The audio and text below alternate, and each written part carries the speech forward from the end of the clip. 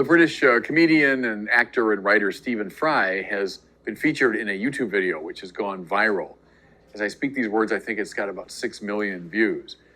He was interviewed on an Irish program, and the interviewer asked him, because Fry is a notorious atheist. He's like Hitchens and Dawkins. He's a kind of ferocious atheist. The interviewer asked him, now suppose you're wrong about your atheism and you die and you get to the pearly gates and you meet God. What would you say to him? And Fry's response, that's why the thing has gone viral, is, I would say, what about bone cancer in children? Explain that to me. What about all of the horrific and undeserved suffering in the world? The interviewer says to him, well, you probably wouldn't get in if you say that. And he said, I wouldn't want to get into heaven. I would never want to spend eternity with such a cruel, capricious, malicious, and stupid God. Now, the rant goes on for about 5 minutes. I'm giving you just a little hint, but you probably get the drift. Look at a lot of the reaction to it. A lot of people saying, this is great, and finally, someone making this argument, and boy, is that a knockdown argument against religion. Well, here's the thing. I mean, we have heard the argument before. Almost every major theologian in our tradition, from St. Paul and St. Augustine all the way to C.S. Lewis, has wrestled with this problem of suffering. How do you reconcile God's existence with undeserved suffering? So we didn't need Stephen Fry, thank you very much, to remind us of this problem. Secondly, look at someone like Thomas Aquinas. Thomas formulates the objection very pithily. He says, if one of two contraries be infinite, the other would be destroyed. If there was infinite heat, wouldn't it eliminate all cold? So we call God infinitely good. So wouldn't that eliminate any evil? But there is evil. Therefore, there's no God. That's a darn good argument. And Thomas formulates that as an objection to God's existence. You get all the power of Fry's argument without the histrionics. Again, my point is, we know about this objection. We've wrestled with it. Here's the other thing. All of it, from Paul and Augustine, Thomas Aquinas, C.S. Lewis, all of it is rooted finally in the single greatest rant against God's injustice ever recorded. And it's not in an essay by an atheist, old or new. It's rather found in the pages of the Bible. I'm talking, of course, about the book of Job. So we know the outline of the story. Well, Job, in one fell swoop, has to endure every type of suffering. So in one moment, he's stripped of his health, of his wealth, of his livelihood, of his family. It's all taken away. And we know, furthermore, that Job is an innocent man. And so there he sits in agony from the suffering, but also in a kind of theological agony. I mean, how could God have possibly allowed this to happen? And Job delivers himself, in the course of that book, of rants equal to those of Stephen Fry, calling out God. We know that friends of Job arrive and they offer explanations of his suffering, and they're pretty pathetic. They're theologians at their worst, if you want. So Job eventually dismisses them, and then in one of the most dramatic scenes in the Bible, he calls God into the dock. You know I'm innocent. Why am I suffering this way? And what ensues is chapters 38 and following is the longest speech of God anywhere in the Bible, and one of the most dramatic speeches of God. What does he say to Job out of the desert whirlwind? He says, Job, where were you when I made the heavens and the earth? Where were you when I laid the foundations of the world? Where were you when I told the sea where to stop? Where were you when I stored up the wind and the hail? He takes Job on a tour of the cosmos, revealing to him all of the mysteries and anomalies, including, by the way, a little introduction to two creatures, one called Behemoth, one called Leviathan, probably a crocodile and a whale, creatures that Job probably has never thought of. And God says, I made them. How beautiful, how strong, how impressive they are. I made them just as I made you. In other words, they're part of my creation too. Now, what's the point? The point is, God is not so much answering the problem, is he's situating the problem within ever wider frameworks of meaning. God is the Lord of all of space and all of time. God has providential care for all of space and all of time. Whatever we're experiencing is in the context of this infinitely wider and more complex situation. Here's a comparison now with Job in mind. Take Tolkien's Lord of the Rings, how it might pay 2,000 pages, whatever it is. Imagine how one page of that book is ripped out and cast to the winds. Let's say it floats on the winds for months. It becomes further tattered, only bits of it remain here and there. Someone now who's never read Tolkien stumbles upon this fragment of one page and reads maybe one paragraph of this great sprawling novel. Now, maybe he picked up, just a piece of bland narrative. Maybe it's a little happy incident. Or maybe he picks up Frodo and Sam in Mordor at the depth of their suffering. And he reads this one paragraph. And he goes, boy, what a terrible story. And whoever wrote that must be some kind of monster. To have written that thing. That little fragment belongs in a page, which belongs in a chapter, which belongs in a sprawling 2,000-page novel.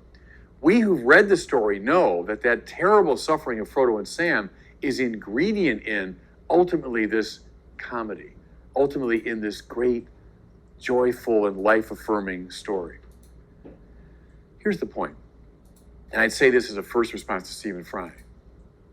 What do we see of God's providence? We see one tiny swath of space and time. One little fragment, one sliver of space and time. Do we see good things? Yeah. Do we see terrible suffering? Yeah, both of them. This makes no sense. There's no justification. There's no meaning in any of it. You see how arrogant that is? How absolutely unwarranted that is? How can we possibly say, based on this little tiny experience of God's providence, that God's overall providence has no purpose or meaning? It's a bit like someone who knows no mathematics stumbling upon this hyper-complex algebraic formula and looking and saying, it's just a bunch of gibberish. That doesn't mean anything. Look at these nonsensical symbols. How arrogant, you who know nothing of mathematics, to be pronouncing on a complex algebraic formula. The awareness of the various contexts for our experience is needed before we pronounce on meaning or lack thereof. Here's a second observation. If you believe in God, and remember the premise for Fry's question was that God really does exist. What would you say to God? If you accept that God exists, you accept that there's a life beyond this one. That this life is not the ultimate horizon of existence. There's a life beyond this one. Once you know that, can you say, yeah, the suffering of a child in this world is terrible. Of course it is. Of course it's terrible. Bone cancer in children. Of course it's terrible. Of course.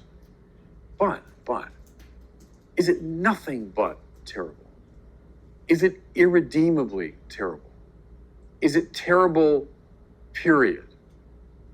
Or is it perhaps ingredient in a much larger story? Is it perhaps even a route of access to a deeper and richer life?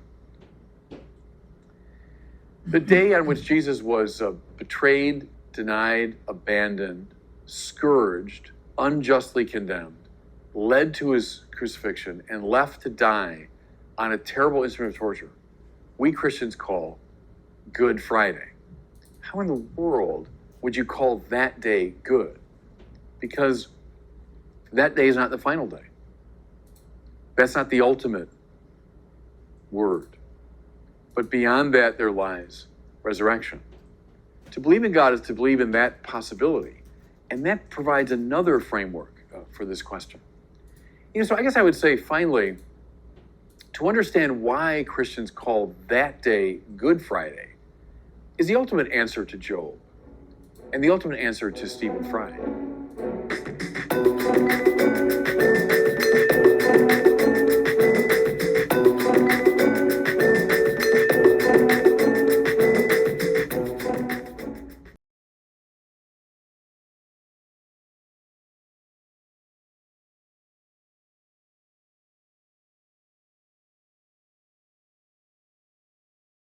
So the first scene in terms of this Gospel of Mark, Jesus entered the house of Simon and Andrew and took with him James and John. Simon's mother-in-law lay sick with a fever. Immediately they told him about her. There are three interesting things I draw from that first sentence. First is the fact Peter was married.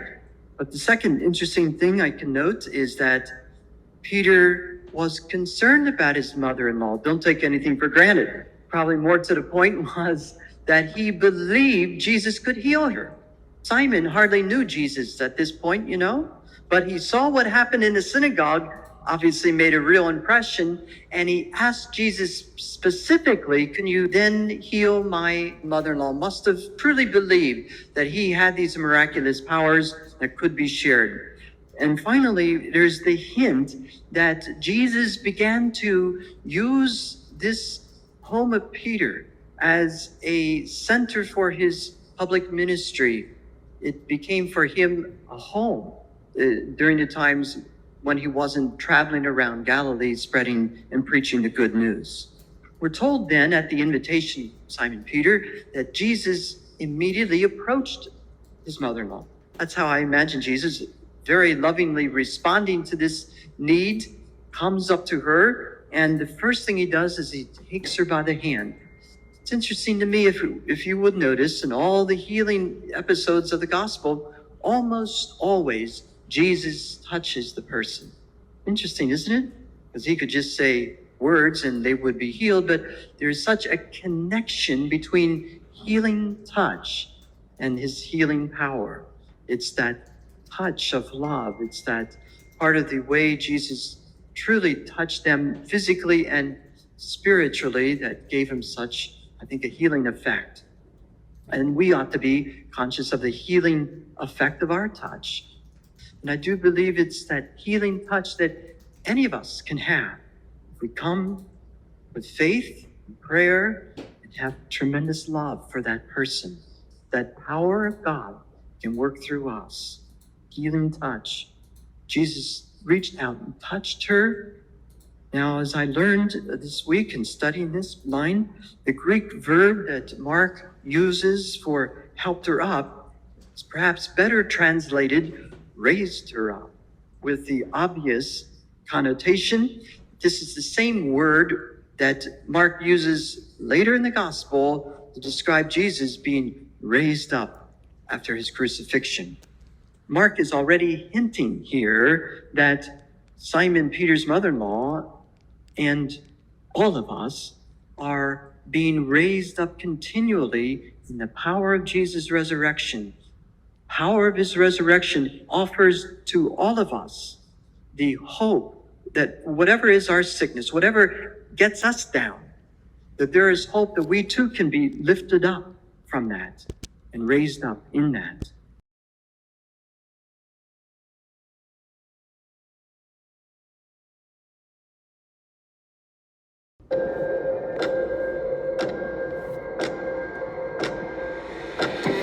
Lent is certainly the hardest season, and it's meant to be just that.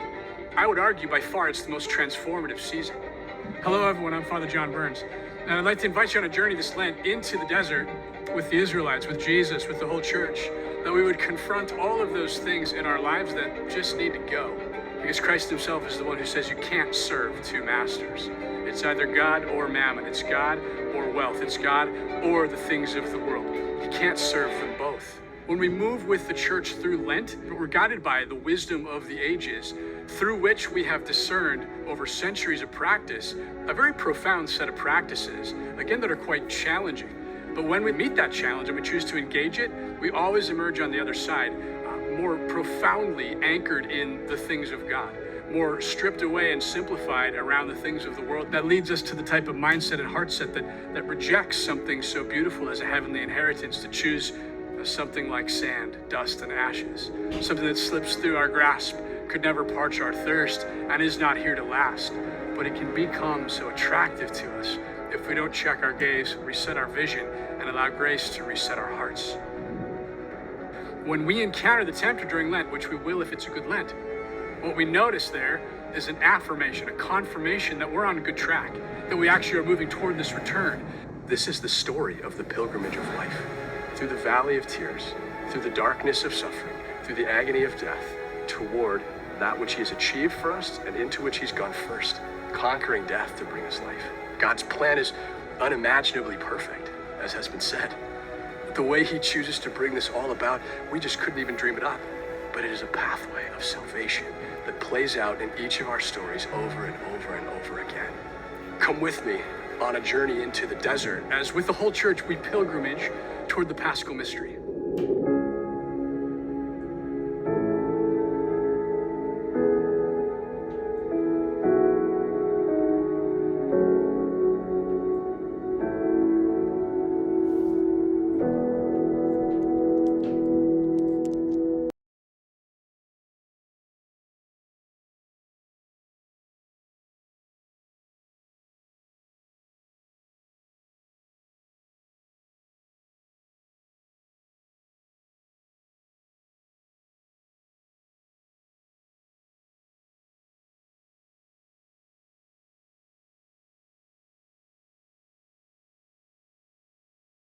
And I am so excited to be able to talk to you about how Joseph loves Mary and also to pray with you in a very special way this week. I think you're going to love it.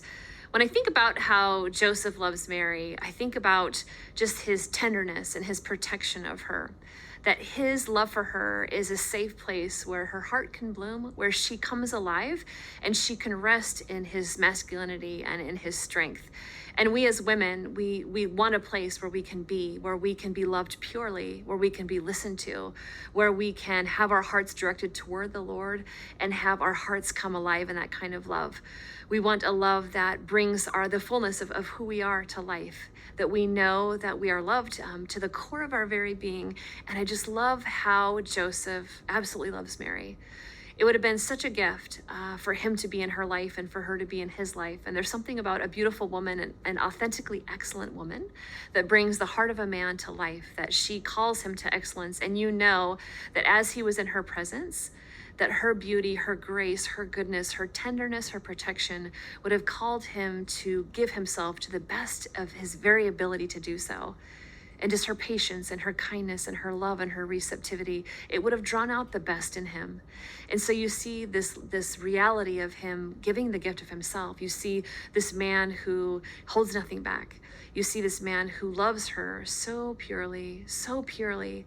And what that purity of love does, and his masculine strength and his masculine tenderness, is it gives her heart place to rest, where Jesus can come and he rests upon her heart. And you see the harmony between the two, right? And in union with Christ. So it's something that I just really, as a woman, I have spent so much time with Joseph myself, and just asking him to teach me how to love and just to show me what it means to have a man really love, because he loves excellently. And that's what we all want.